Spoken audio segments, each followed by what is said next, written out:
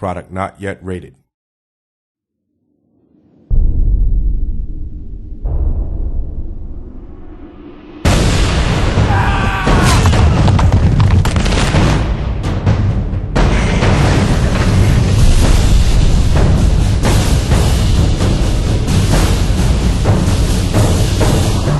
Medieval 2 Total War combines strategic warfare on an epic scale and spectacular real-time battles fought on massive, realistic battlefields.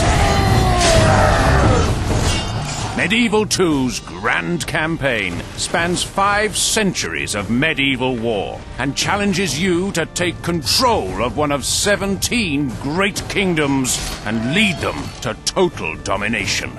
You will use diplomacy, espionage, trade, religion, and military might. This is an age of darkness. This is Total War.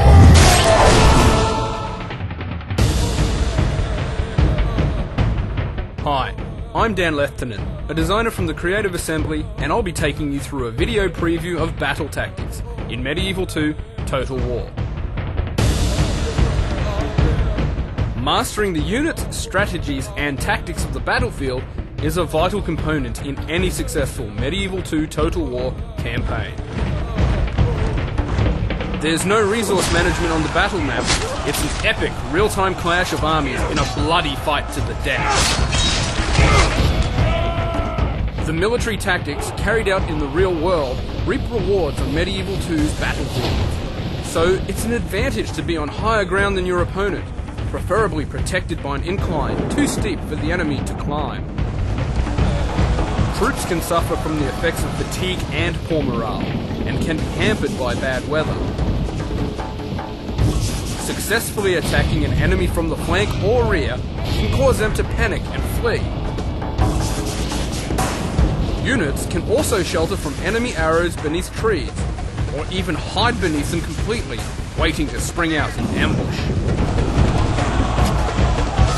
The strengths and weaknesses of the various units mean that learning to blend them together and deploy them to best effect is a vital and rewarding experience. You may find your archers threatened by enemy cavalry, but bringing some infantry up in support changes the cavalry from a threat to a target.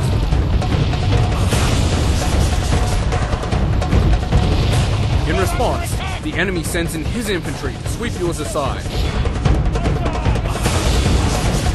But you flank them with your cavalry and charge home into their rear, routing them.